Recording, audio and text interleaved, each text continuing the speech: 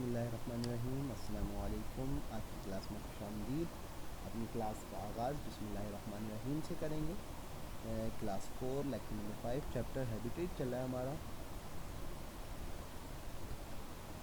अच्छा, सबसे पहले हमारा जो बहानत तरबियती मौजू कह लें या इस्लामिक मोटिवेशन, वो ये है, वक्त पर अदा की हुई नमाज अल्लाह ताला के तमाम आमाल में सबसे ज़्यादा महबूब है। तो तमाम बच्चों की कोशिश ये होनी चाहिए कि उम्मीद है तमाम बच्चे नमाज़ तो पढ़ते हैं अल्हम्दुलिल्लाह, लेकिन बेटा तमाम कामों से मुक़द्दम तमाम कामों में सबसे पहले जो आपने काम करना है वो नमाज को उसके वक्त पे अदा करना है, क्योंकि अल्लाह ताला को सबसे ज़्यादा महबूब ये अमल है। हमें वो काम करने चाहिए जो अल्लाह ताला को पसंद है। अपनी क्लास का आगाज़ करते हैं। सबसे पहले जो हमारी प्रीवियस नॉलेज थी, हमने कहा था कि चेंजिंग हैबिटेट के बारे में हमने बात की थी कि पीपल्स या मुख्तलिफ जितने इंसान हैं या जानदार हैं वो अपना हैबिटेट क्यों चेंज करते हैं। तो उसमें हमने देखा था कि बहुत सारी जो है नेचुरल वजूहात होती हैं, बहुत सारी वजूहात इंसान की तरफ से पैदा कर दी जाती हैं। जैसे मिसाल के तौर पे वो क्या करता है, डिफॉरेस्टेशन करता है। जो हमारा आज का टॉपिक है, डिफॉरेस्टेशन का मतलब ये होता है कि वो दरख्त वगैरह को काट देते हैं, तो उसमें जितने भी हैबिटेट्स होते हैं तो वो क्या होते हैं, वो जितने भी हैबिटेट्स होते हैं उसमें वो डिस्टर्ब हो जाते हैं और फिर उनके लिए मसला होता है और फिर वो जगह छोड़ जाते हैं। इसके बाद हम आगे चलते हैं। हमारे पास जो आगे टॉपिक है,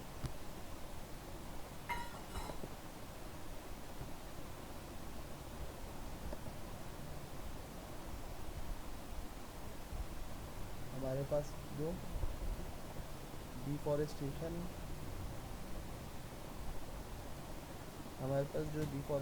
है, इसको हम कहते हैं कि भाई जो हमारे पास जितने भी प्लांट वगैरह जो कटते हैं या प्लांट वगैरह जो काट दिए जाते हैं, वो चीज़ डिफॉरेस्टेशन कहलाती है। और उससे क्या क्या नुकसान होते हैं, सबसे पहले ये देख लेते हैं कि डिफॉरेस्टेशन होती क्या है। Deforestation is clearing earth forest on a massive scale, मतलब जब हम बहुत बड़े पैमाने पे फॉरेस्ट को काट रहे होते हैं, ज़मीन से फॉरेस्ट को ख़त्म कर रहे होते हैं, इसकी वजह से क्या होता है, हमारे पास जो अर्थ की क्वालिटी है वो भी डैमेज होती है, इकोसिस्टम भी आपका डैमेज होता है। Where the land is there after converted a non forest use, मतलब बिल्कुल हमारी ज़मीन से फॉरेस्ट ख़त्म हो जाता है।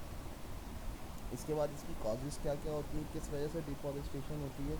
क्लियरिंग लैंड बिल्ड हाउसिंग, बहुत सारी जगहों पे countries resort to deforestation to cope with the increasing demand of housing brought about by the growing population. सबसे पहले ये वजह ये होती है कि भाई जो पॉपुलेशन इंक्रीज़ हो रही है, उनके रहने के लिए फॉरेस्ट को काट कर फिर उनके लिए घर बनाए जाते हैं।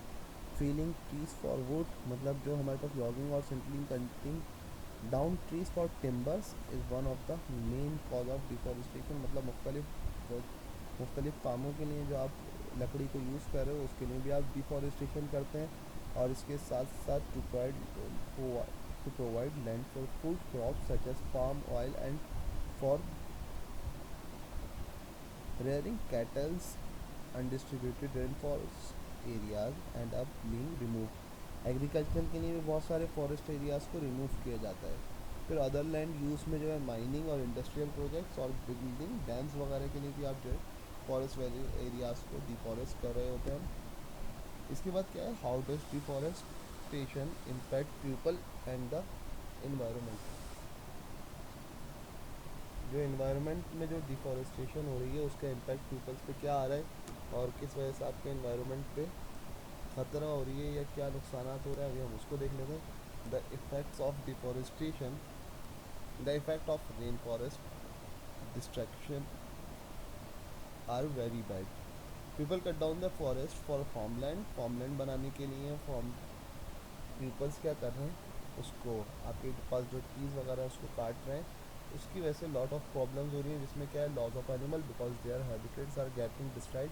हमने पहले भी देखा था कि बहुत सारे जानवरों का हैबिटेट जो है वो ही जंगलात होते हैं। अगर आप उन जंगलात को ख़त्म कर देंगे तो भाई उनका पूरा हैबिटेट आप डिस्ट्रॉय कर देंगे। मिसाल के तौर पर आप घर के अंदर रह रहे हैं और आपका घर ही तबाह हो जाए तो फिर आप कहाँ रहोगे, वो जगह छोड़ के चले जाओगे। तो यही उनके साथ होता है।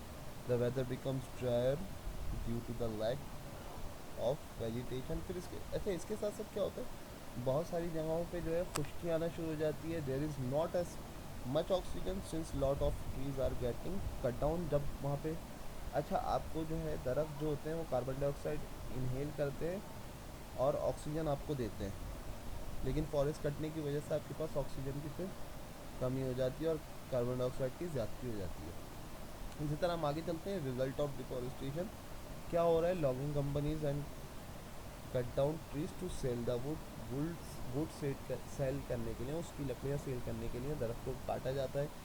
अच्छा फिर जो फार्मर आते हैं भाई उनको ग्रो करवानी होती है फूड क्रॉप्स वगैरह, वो दरख्तों को काट देते हैं। फिर जिन हजरात को वहाँ पे रहना होता है वो दरख्तों को काट देते हैं, कुछ दरख्तों में आग लग जाती है। देयर डिसअपेरेंस अपसेट्स, इस तरह से बहुत सारे दरख्त जो है ख़त्म हो जाते हैं। और अपसेट द ऑक्सीजन बैलेंस, अब ऑक्सीजन बैलेंस इससे आउट हो जाता है और number of rivers and lakes dry up. और इससे क्या होता शुरू होता है कि आपके पास बहुत सारे जो रिवर्स और लेक्स हैं वो खुश्क होना शुरू हो जाते हैं। Some rare species of animals, बहुत सारे एनिमल्स, फिश, बर्ड और प्लांट डिसअपेयर होना शुरू हो जाते हैं हमेशा हमेशा के लिए आपकी दुनिया से। फिर उसके बाद ये नुकसानात हो गए भाई। उसके बाद है इफ़ेक्ट्स ऑफ डिफॉरेस्टेशन। डिफॉरेस्टेशन के क्या क्या चीज़ें हैं। Deforestation adversely effect and damage the environment. अब क्या कर रहा है डिफॉरेस्टेशन, आपके एनवायरनमेंट को बहुत बुरी तरह डैमेज कर रहा है। The adverse effect of deforestation are discuss below. Soil erosion हो रही है, the soil gets washed away with the rain water और slopy areas in the absence of trees leading to soil erosion. Soil erosion या land sliding कह लो, तो वो उसकी वजह से क्या होता है बहुत तेज़ी से ज़मीन अपनी जगह से सिरकना शुरू हो जाती है, क्योंकि वहाँ पर दरख्त जो है कील की मानंद होते हैं, वो आपकी कीलों की तरह आपकी ज़मीन को होल्ड किए हुए होते हैं। उसके बाद एक्सपेंशन ऑफ डेजर्ट, जब भाई दरख्त ही नहीं होंगे और फिर क्या हो रहा है due to strong winds land by rocks dust land mass gradually gets converted into atmosphere. फिर आहिस्ता आहिस्ता क्या होता है वो जो पूरी ज़मीन होती है वो आहिस्ता आहिस्ता करके सहराओं में कन्वर्ट होना शुरू हो जाती है, क्योंकि वहाँ पे दरख्त मौजूद नहीं होते। अच्छा बेटा उम्मीद है आज की क्लास समझ में आई होगी।